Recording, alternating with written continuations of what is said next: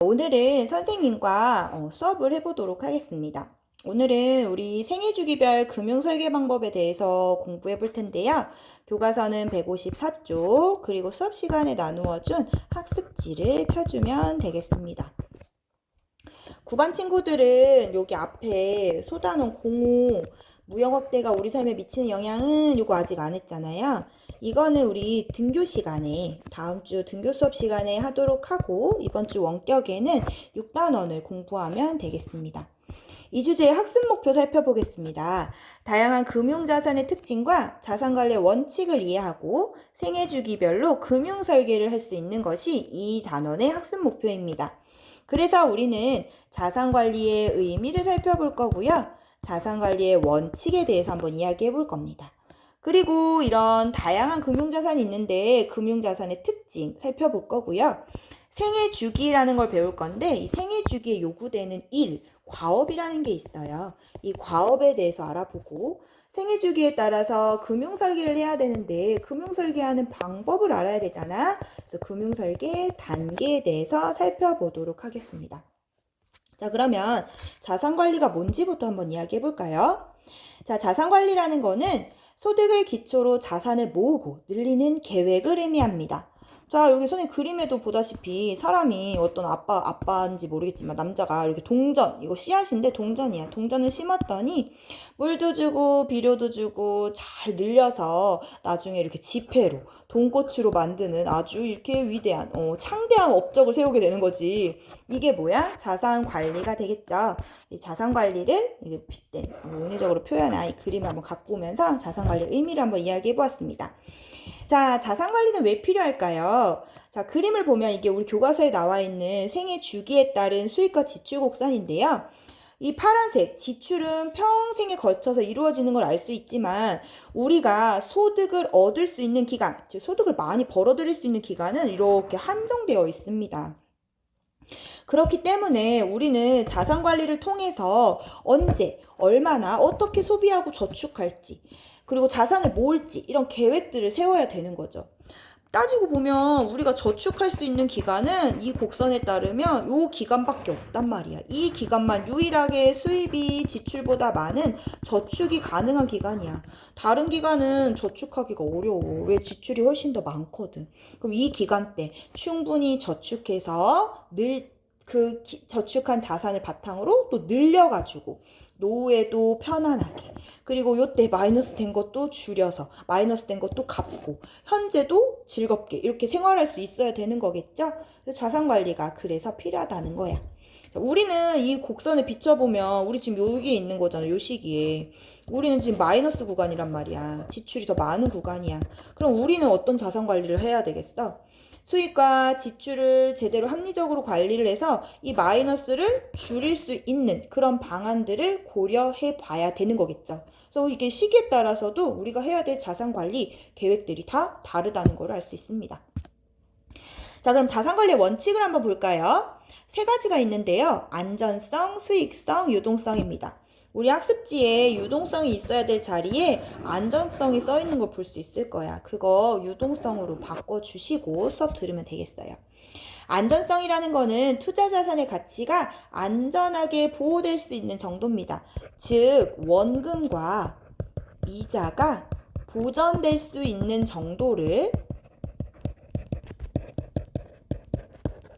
우리는 안전성이다 이렇게 얘기할 수 있어요. 원금과 이자가 보전된다는 얘기는 금융투자에 따른 위험을 회피하고 자신이 투자한 원금과 이자를 돌려받을 수 있는 상태를 의미합니다. 자, 수익성은요. 투자 자산의 가격 상승이나 이자 수익을 기대할 수 있는 정도. 요즘 주식 열풍 엄청 많이 불고 있지. 얘와 더불어서 막 비트코인도 사람들 많이 하더라. 너희도 하니?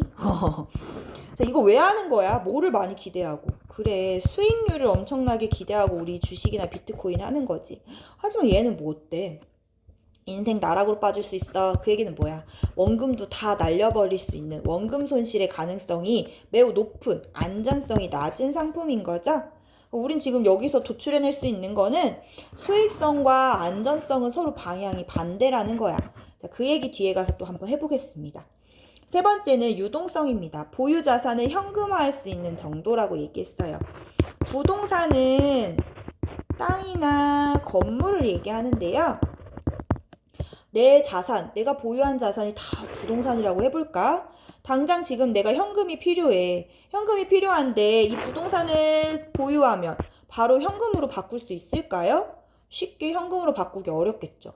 땅을 팔려면 부동산을 내놔야 되고, 땅을 산다고 하는 사람이 나타나야 되고, 또 계약을 해야 되고, 계약하면 계약금도 넣어줘야 되고, 그런 아주 엄청난 긴 과정이 필요하잖아.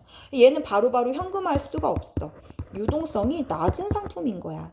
반면에 우리가 은행에 하는 예금은 어때? 우리가 예금이 필요하면 바로바로 은행 가서 돈으로 바꿀 수 있죠? 얘는 유동성이 어떤 상품이다? 높은 상품이다. 이렇게 얘기할 수가 있겠습니다. 자, 지금 보다시피 선생님이 뭐 부동산도 얘기했고 예금도 얘기했고 주식도 얘기했는데 금융 상품마다 특징이 다 달라. 안전성이 높은 게 있고 수익성이 낮은 게 있고 뭐 유동성이 높은 게 있고 다 다르잖아. 그럼 이렇게 특징이 다양한데 우리가 한 가지 상품에만 몰빵해서 투자하게 되면 어떻게 되겠어? 그렇지. 자산 관리가 하기가 어렵겠지. 뭐 주식 같은 경우에만 여기만 몰빵했으면 언제든 우리 원금 손실의 가능성이 매우 높은 거야.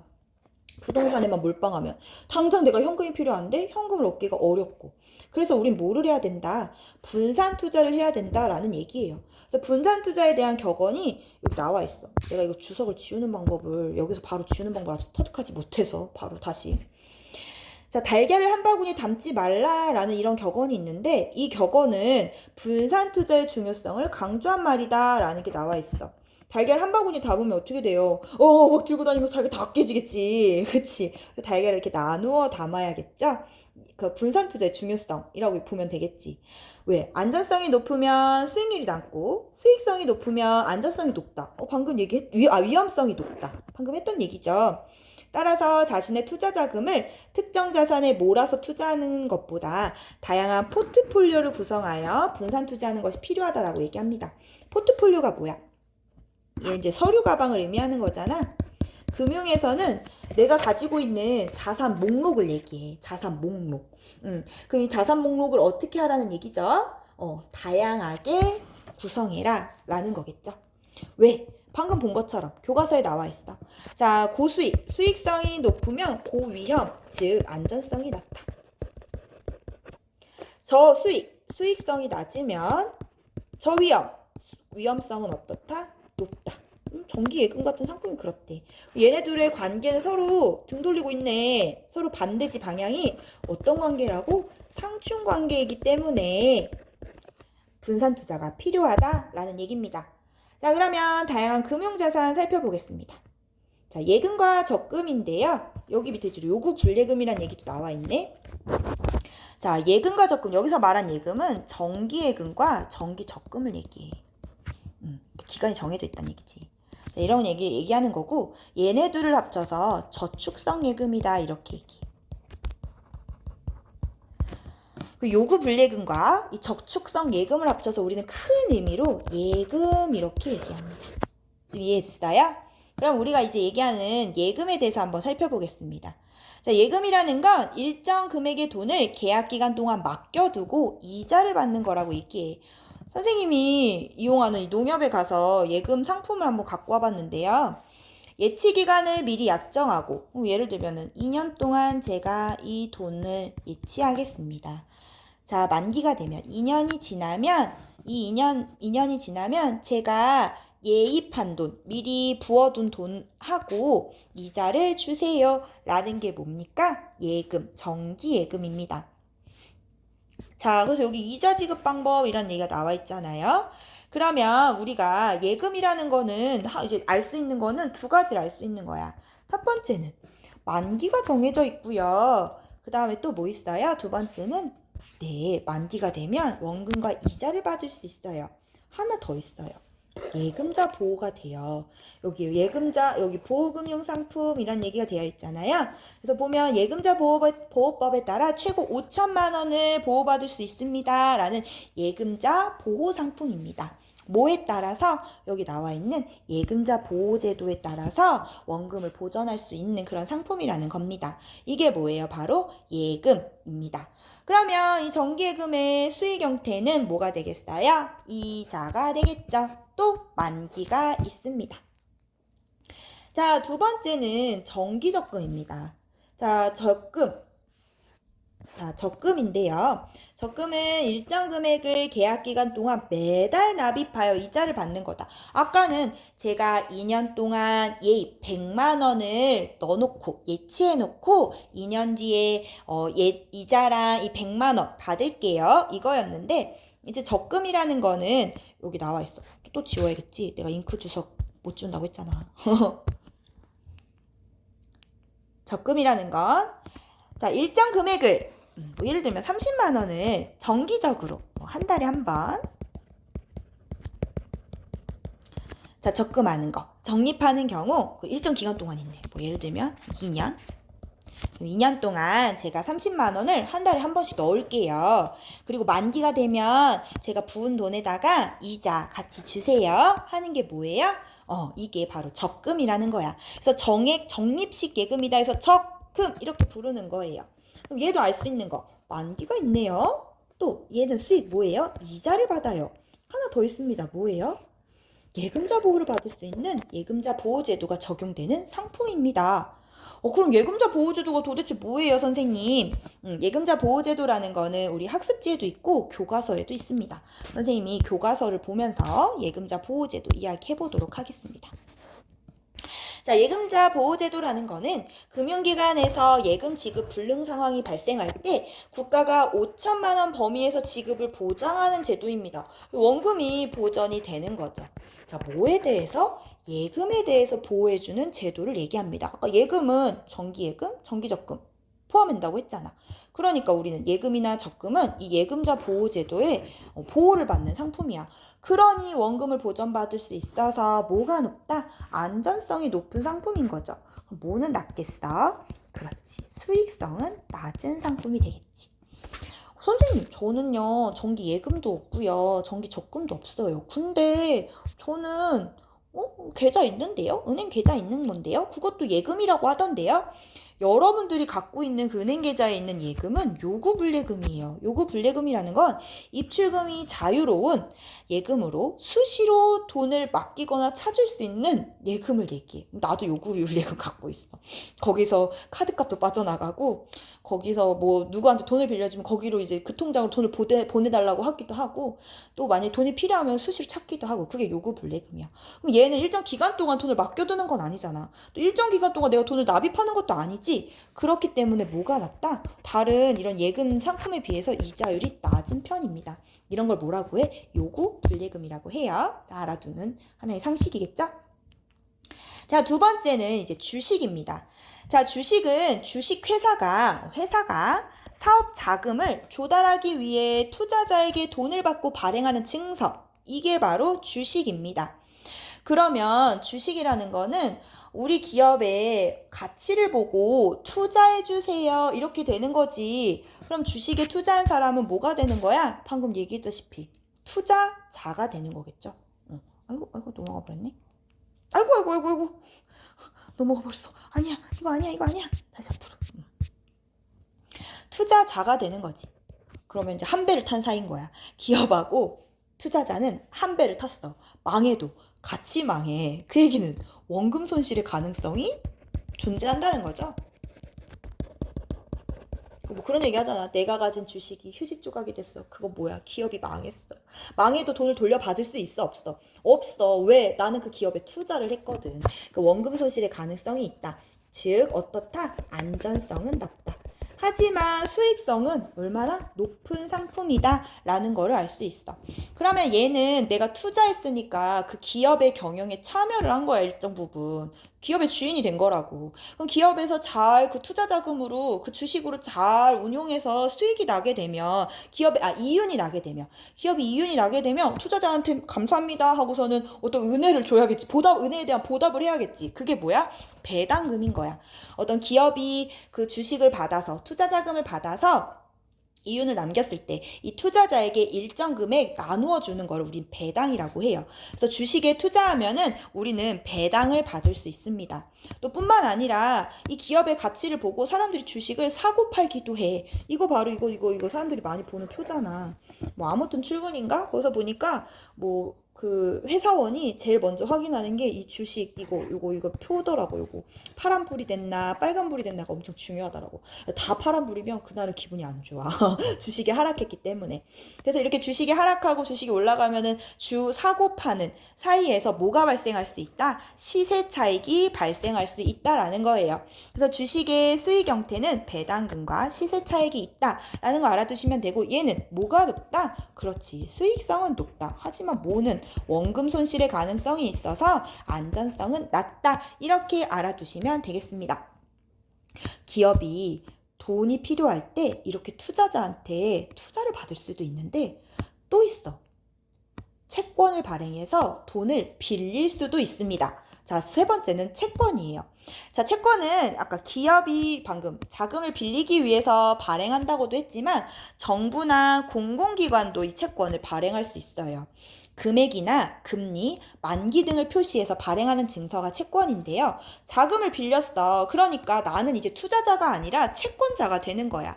채권자가 되고 기업이나 공공기관이나 기업에게 만기가 되면 빌린 돈 이제 갚아. 뭐와 함께? 이자와 함께 갚아 라고 얘기할 수 있는 게 바로 채권입니다. 이게 근로복지공단에서 발행한 채권인데요. 방금 얘기한 거 금액 10억 원을 빌려주세요. 우리 기업에게.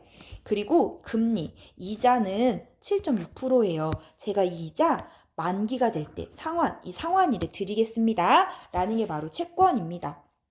아까 좀 주식과는 다르지. 주식은 투자자의 위치였다면 채권은 뭐야?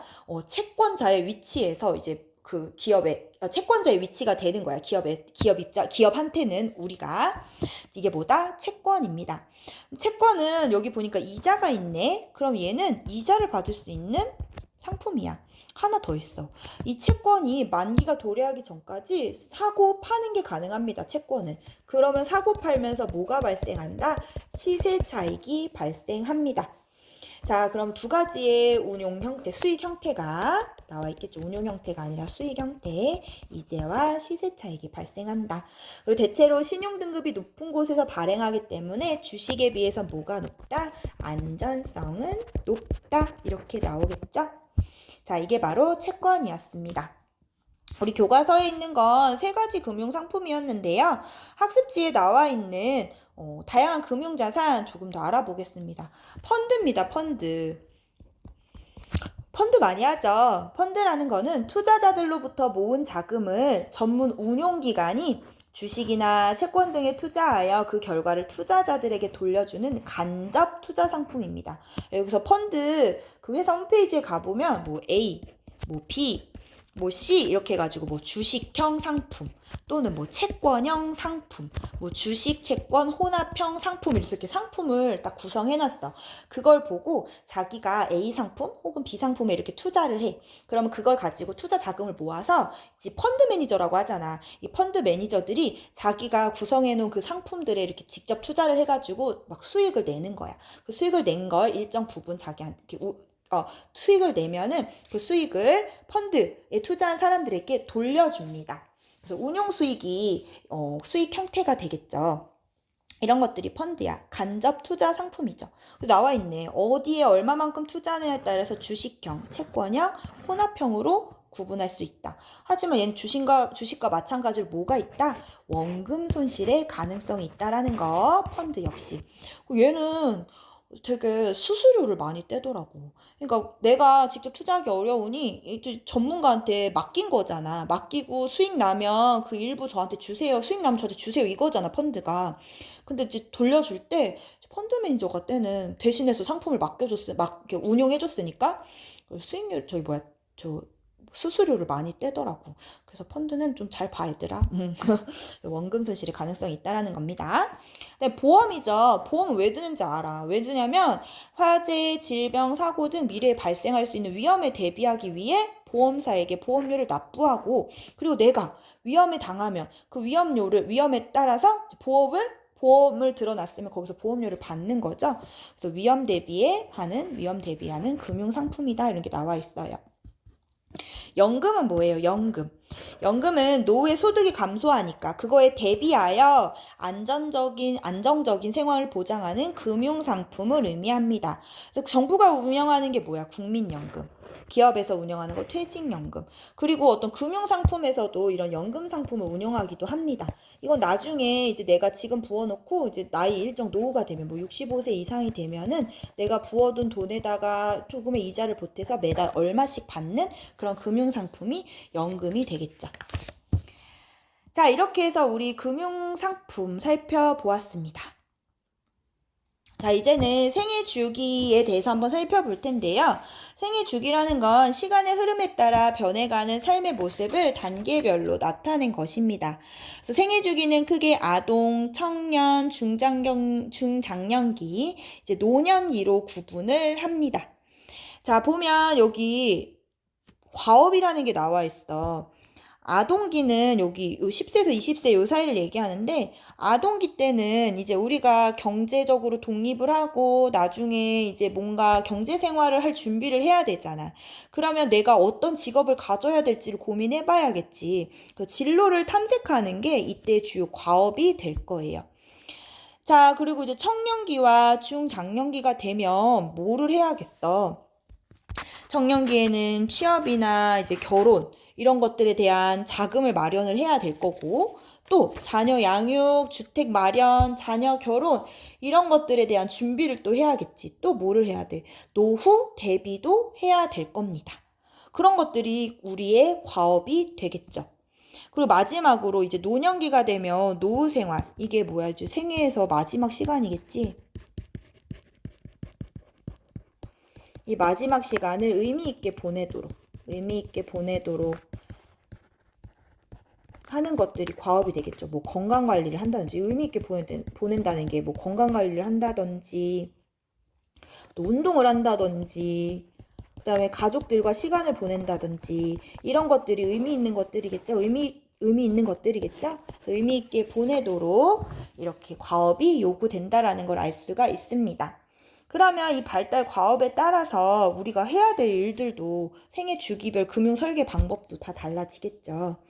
그리고 경제적 정년이라는 게 나와 있는데, 자신의 생애 중에서 중장년기에 수입이 줄고 지출이 늘어서 이렇게 수입과 지출이 일치하는 시기를 우리는 경제적 정년이다, 이렇게 이야기하면 되겠습니다. 그러면 이렇게 생애 주기에 따라서 과업이 있고, 여기에 따라서 재무 설계 과정이 필요합니다. 그럼 우리 재무 설계 과정을 한번 교과서를 통해서 살펴보도록 할까요? 자, 재무 설계 과정입니다. 교과서에도 있고 학습지에도 있습니다. 재무 설계를 할 때는 우리 어떻게 해야 돼? 목표를 설정하고 재무 상태를 분석하고, 그다음에 목표 달성을 위한 대안을 모색하고 재무 행동 계획을 실행합니다. 그리고 재무 실행 평가와 수정을 해야 하는 것이 재무 설계 과정입니다. 재무 목표를 설정한다는 거, 예를 들어볼까? 자신의 가치관, 재무 상태 등 고려해 장단기 재무 목표를 설정한대. 그럼 목표들이 뭐가 있어? 뭐 장기적인 거는 노후 생활을 위한 노후 자금 마련을 하는 거. 또 단기적으로는 뭐 우리 신발을 구입하는 거, 옷을 구입하는 거. 이런 것들이 목표가 되겠죠. 그럼 재무 상태를 분석을 해야 돼. 그러면 내가 가진 재무 상태, 내가 가진 지금 현재 재무 상태, 수입은 얼마인지, 내가 얼마의 수입을 벌어들이는지, 내가 얼마의 지출을 쓰는지, 또는 내가 가진 부채는 있는지, 이런 것들을 분석을 해봐야 되잖아. 이런 게 뭐야? 재무 상태를 분석하는 단계야. 그럼 이런 분석한 단계를 통해서 재무 목표의 우선순위와 시간 계획 등을 설정을 해야겠죠. 그러니까 필요한 자금을 언제, 어떻게 마련할지 계획을 세우는 게, 그 모색을 하는 게 이 대안 모색 단계야. 예를 들면 내가 신발을 사고 싶어. 근데 내가 일주일에 용돈이 10,000원이니까 이 10,000원을 쓰지 않고, 내가 신발을 사고 싶으면 난 이렇게 일주일에 10,000원의 용돈을 받으면 이 10,000원을 모으겠어. 쓰지 않고 모으겠어, 매일매일. 언제 동안? 6주 모으겠어. 이런 대안을 모색하는 거야. 그리고 또 모자라면 내가 저금해놓은 돈 있으니까 이 예금에서 충당하겠어. 이런 대안들을 모색하는 것들이 바로 목표 달성을 위한 대안 모색입니다. 그러니까 한마디로 신발, 옷을 사기 위한 대안은 뭐가 있을지를 모색해보는 거야. 근데 그러기 전에 내가 가진 지출, 내가 하고 있는 수입, 지출, 부채 이런 것들 분석해봐야겠지. 그리고 나서 어떻게 해? 이제 계획을 실행하고 그리고 나서 마지막에 뭘 하는 거야? 달성 정도를 평가하고 못했을 경우 문제점을 파악하고 수정하는 거. 예를 들면 지금 내가 용돈을 하루에 일주일에 10,000원을 받는데 이걸 안 쓰고 매일매일 매주 모으기로 했어. 그럼 6주 동안 모았어. 그러면 얼마 모아야 돼? 6만 원을 모아야 되는 거잖아. 일주일에 10,000원 받는 애는. 그런데 내가 10,000원을 안 쓰기로 했는데 어떡해. 2주차 됐을 때 이 10,000원에서 내가 무려 6,000원이나 써버린 거야. 그러면 내가 지금 6주가 되면 6만 원을 모아야 되는데 6만 원을 보지 못했겠지. 그런 걸 평가하고 내 계획을 수정해야겠다. 내가 10,000원을 다 안 쓰려고 했는데 10,000원을 안 쓰는 건 아무래도 무리가 있겠네. 그러면 우리 기간을 조금 더 늘려야겠다. 6주가 아니라 한 10주 동안 내가 돈을 모으고 이 10,000원을 안 쓰긴 어려우니까 한 8,000원만 모으고 2,000원은 내가 써야겠어. 이렇게 다시 계획을 수정하는 단계가 마지막 재무 실행 평가와 수정의 단계입니다. 이렇게 재무 설계 과정이 있으면 되겠죠. 이거는 장기적인 것도 있겠지만 단기에도 충분히 가능하니까 우리 여러분들도 한번 목표를 세워보도록 이 단계에 따라서 재무 설계를 한번 해보도록 하면 되겠습니다. 자, 학습지에 문제가 나와 있어요. 그래서 문제 여러분들이 한번 풀어보시고 답이 안 달려 있으니까 혹시 답이 궁금하거나 모르는 게 있거나 하면 선생님한테 갖고 와서 질문을 하면 되겠습니다. 자, 그러면 여기까지가 시험 범위고 학습지, 교과서, 그리고 옹클의 EBSD 강의, 그리고 지금 선생님 수업한 내용까지 모두 포함해서 시험 준비 열심히 하면 좋겠습니다. 열심히 하세요. 안녕.